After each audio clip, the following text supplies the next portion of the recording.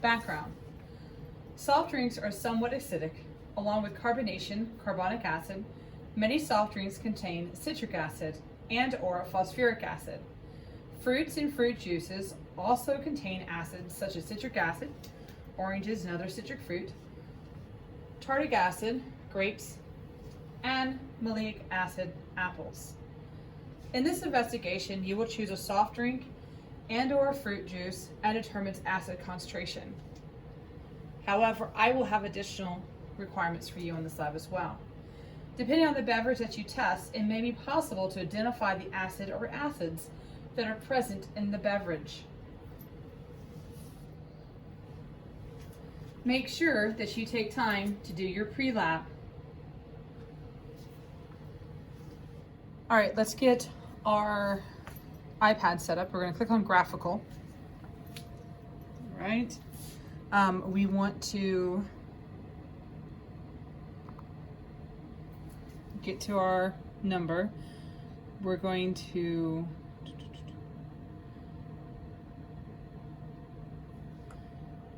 connect our iPads. So 10 point.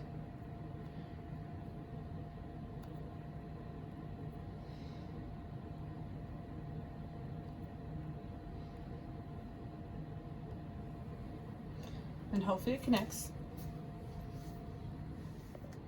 Once we have that connected, we are now going to go back to our lab quest. We're going to change our mode over to event-based.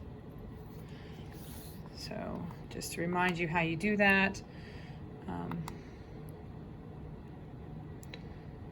you click right here. You're going to say event entry. Our event is going to be volume, and our units will be milliliters.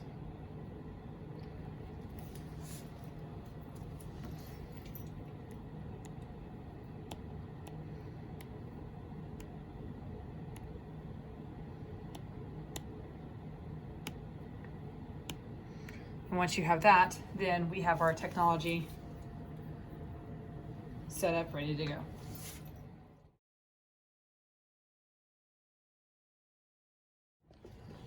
All right, dual credit, we should be at the point now that we know how to work with a burette.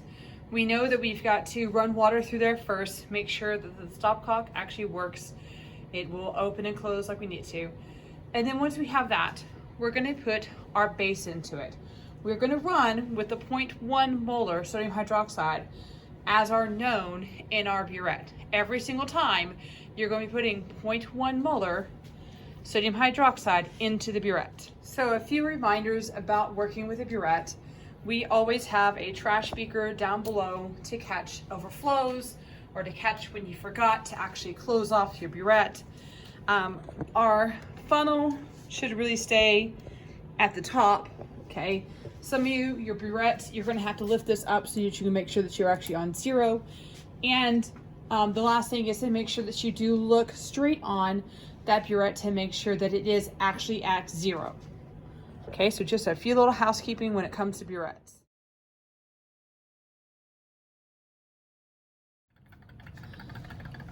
The first thing I want you to do is I want you to standardize your sodium hydroxide. You're basically making sure that you know what the molarity of the sodium hydroxide is. And the way we do this is we're going to have about 20 milliliters of KHP, potassium hydroxide. We're going to place it into the beaker down below. I've got my pH probe in there. I'm going to add phenolphthalein to it. And we are basically going to do the same thing we do for everything else the rest of this lab. We're going to titrate it. Okay? So, like always, I'm gonna press play. I'm gonna say keep. This first one is 0.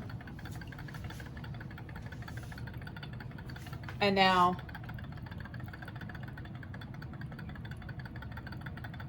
I put a milliliter in there. I keep. And I'm looking for when we have a change.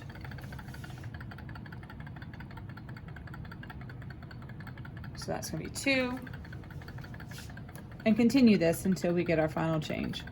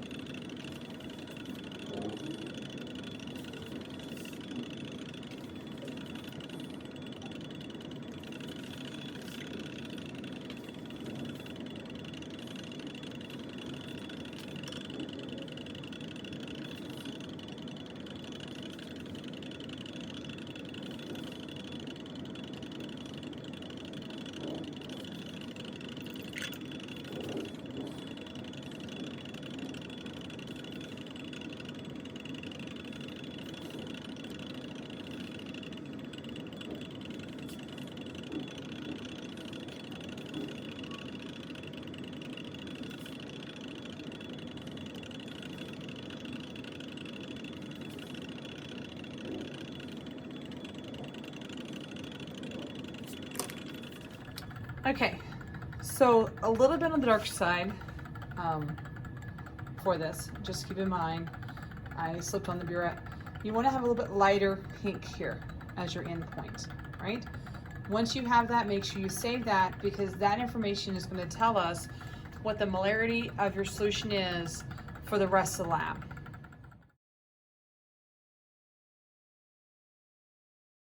Okay, so what we've done so far is we placed 50 milliliters of water into a 250 milliliter beaker. I've put the pH probe in there. I've connected it. All right, everything looks good. I'm going to add my acetic acid, which is 10 milliliters of that, to it, and I'm going to run a titration.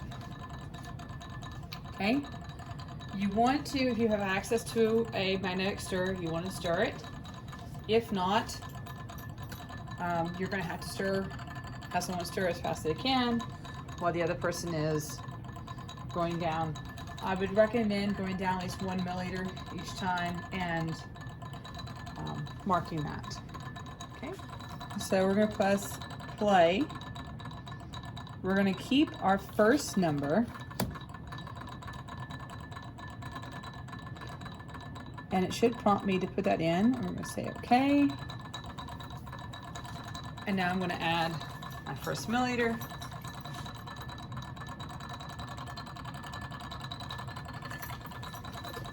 And I'm going to keep.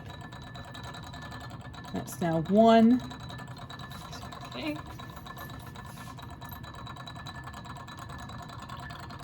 There's 2. So keep 2.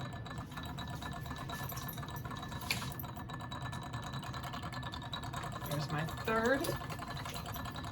Keep. This will be number 3. All right, here we go again. Keep 4 and continue this until you make it to your equivalence point.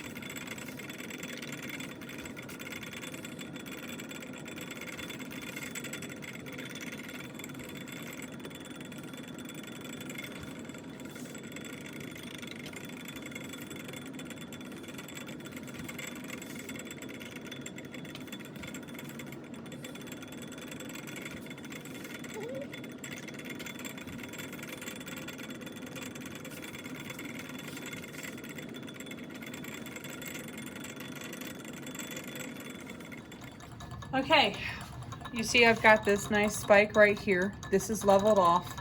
You can also use an indicator to help you see where that endpoint is. The next thing that I've got to do is I've got to go up to my burette and I've got to record what my measurement is. And that's supposed to be my equivalence point. That's where it changed. Okay? All right, let's talk about your runs. So once you've done your acetic acid, you've done your KHP and you've done your acetic acid run, you are expected to do a few more runs. You have your choice between citric acid and apple juice. You must complete one of those runs. Then I want you to look at a clearish soda.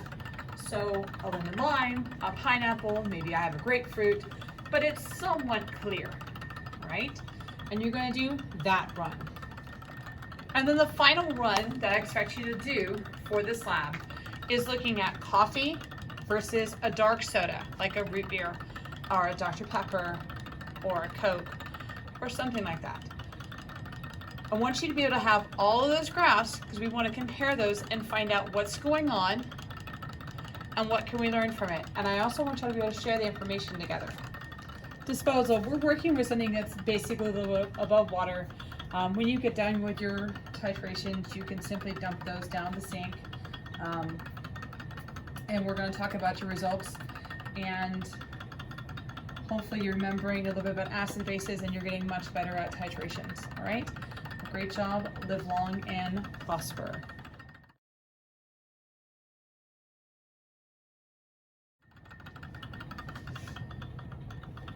In the PDF that I've provided for you, there are some examples of data, good data, in case you have something wrong with your run or you want to check your run to make sure you're doing all right.